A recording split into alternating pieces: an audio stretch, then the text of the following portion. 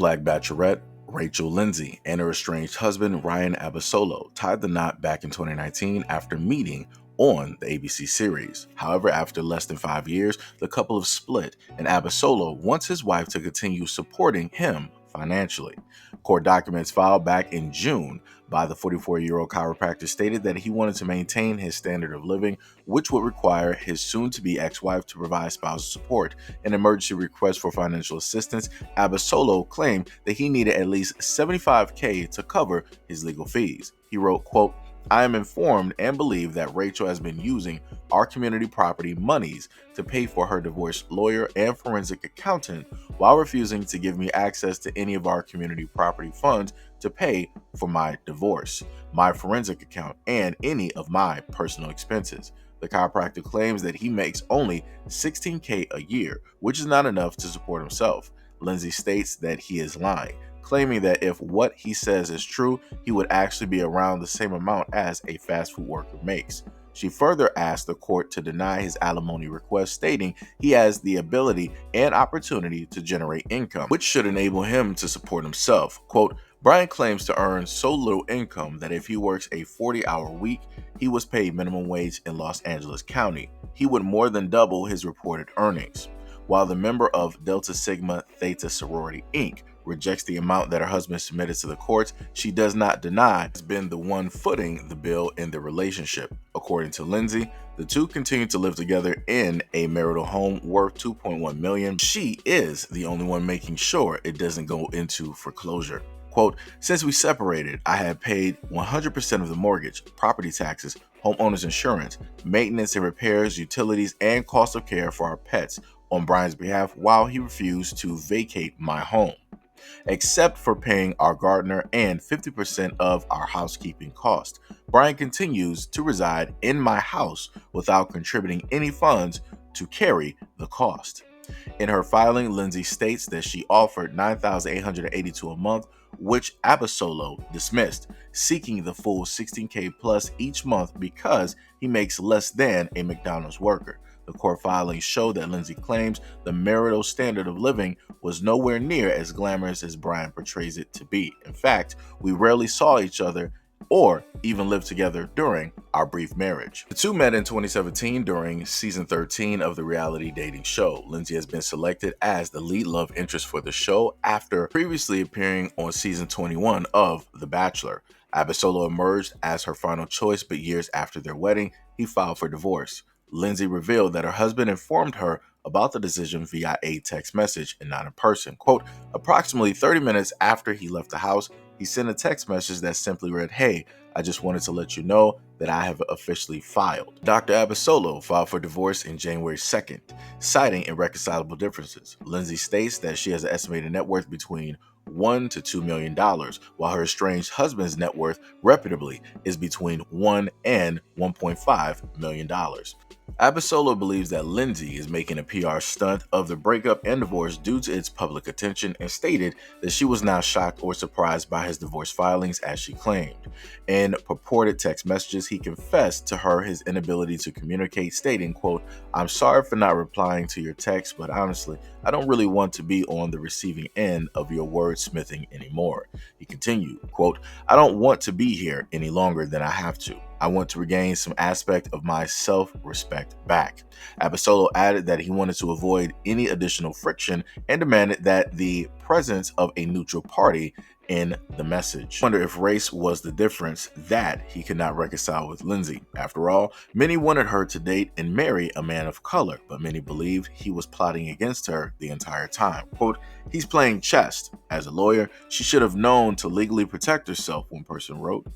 Another person wrote in disbelief that Abasolo was in financial distress. Quoted, "So he's a doctor and his monthly expenses surpass his physician's salary and he needs an additional $16K? Wow, the audacity." So again, this is dealing with divorce and is dealing with women. And I've told you guys before, statistically, when it deals with divorce, women 70 to 80% of the times are the ones that actually file for divorce. So I'm not really too shocked when you have this situation where a guy's like, "Hey, I don't want to be married to this woman anymore for because of irreconcilable differences. Again, women do this every day, all day. This is why you have so many divorce attorneys. This is why you have people running to become a divorce lawyer, because they know at a point in time during the week, a woman is going to run directly to a lawyer, try to call up a lawyer so that she can file for divorce. Doesn't matter if she was married for a year, 2, 5, 7, 10, 15. It is what it is, right? So one person up top said, Rachel Lindsay met that man on The Bachelorette and married him without a prenup. Paying $10K a month to this man? Now, I want people to understand. Now, men for a long time have been stating that, hey, if you're a guy, you're going to go out there and get married and you got any type of money or anything about you, protect yourself, make sure to get a prenup. It protects both parties, and it more so specifically protects you so that nobody can just rob you blind, directly decide that, oh, I love you as a guy, I love everything that you do. And then as soon as they get married, they'll stay there for 5 or 10 years, maybe decide to have a couple of kids so they can continuously get money after that marriage is pretty much dissolved and pretty much rob you. Because that's what happens. Again, these are not lies.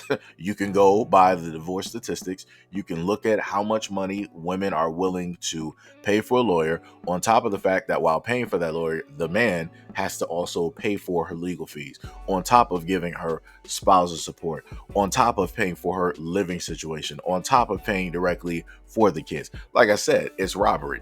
And then you have women out here now wanting to tell her, like, hey, why didn't you sit up there and get a prenup? You should have protected yourself. You knew better.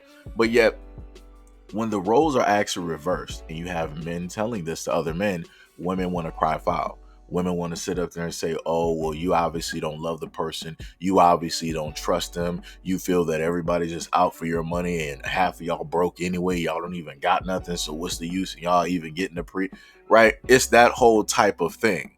But now, when it's in their court and they can actually see it for face value, when it's actually at the doorstep, now people want to be like, oh, you should have got a prenup. You should have protected yourself, sister. Well, like I said before, she's a lawyer. She knows better than everybody else. So I'm not sure why you're, more wanting to be more protective over her money than she.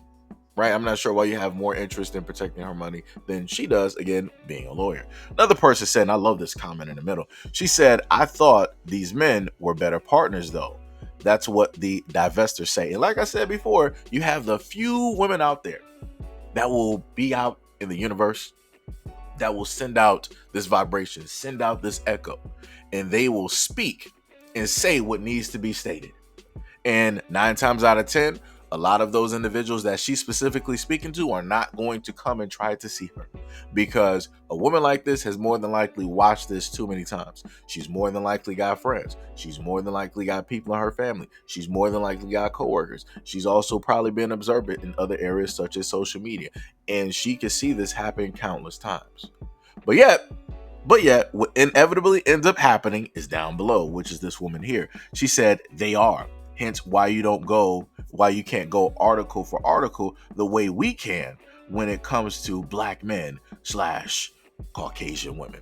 Like I said before, even within a loss, you will still have people trying to create some type of win. And it's not a win at all. Like I said, divorce is terrible. And a lot of women don't actually understand how terrible divorce is, because they're not on the receiving end of having to deal with all of the stuff that comes along with it and having to restart their lives. Case in point, let me just go back to the woman at the bottom's point. This is why she can't go article for article when it deals with men divorcing their wives and getting spouse support and alimony. You're not going to find a lot of cases like that, because 9 times out of 10, guys are usually trying to fix the marriage, like, hey, what went wrong, what happened, we can work through this, we can fix this. And that's not because they're afraid of divorce. That's because they legitimately want to try to fix the situation. 9 times out of 10, a lot of women are just like, yeah, I'm not fixing nothing. You don't really have women out here that really want to try and actually fix a relationship and or marriage, because usually when it comes in fixing, that would also mean that woman would need to also fix and change herself. And a lot of women out here will specifically tell you that, hey, I'm not changing myself for anybody. I'm not changing myself for any man out here. I am me. I am exactly who I am. You accepted me the way that I am, so it is what it is. The only person that is the individual that's supposed to change realistically for the relationship is usually the man. Go look at every single show. And usually when there's a person there, a mediator, they'll specifically point it directly at the man. So what have you done to change? What have you done here? What have you done there? And a guy could legitimately list some factual things. And both parties, both the mediator and the ex-wife, will brush all of those things to the side. And then she'll start crying tears, playing victim, and then the guy is still left to blame. And they'll be like, see, she's over here crying. Why aren't you consoling her? Why aren't you hearing and listening to her feelings? This is what she's talking about with communicate. Like, it's this whole type of situation that happens. And like I said, it is what it is. She wanted to be married directly to this guy. This guy felt for whatever reason that he wants to dissolve the marriage because it's just not working. It is what it is. Pay up. You have the money. Pay up. You said that financially you've been the main one holding up the house. That sounds like the main thing that men always say all the time. I've been the main one. I paid for the house. I built for the house. I paid for the mortgage. I paid for the roofing. I paid for the contractors. I paid for the land. I paid for this. I paid for that. That's what men say all the time. But yet, look what happens. Usually the person that is paying for everything is the one that has to sit up there and pay in the end. So 9 times out of 10, when divorce happens, men are paying in the end. This is that one time where the woman has to pay. And like I said, equal opportunity. Man, pay up. Stop crying on social media. Stop trying to, as he stated before, use this as some type of PR stunt to try to get sympathy from the court of opinion because you feel that that's going to appeal to the judges or whoever else is basically listening. Stop the nonsense. You got the money. Pay up. That's it.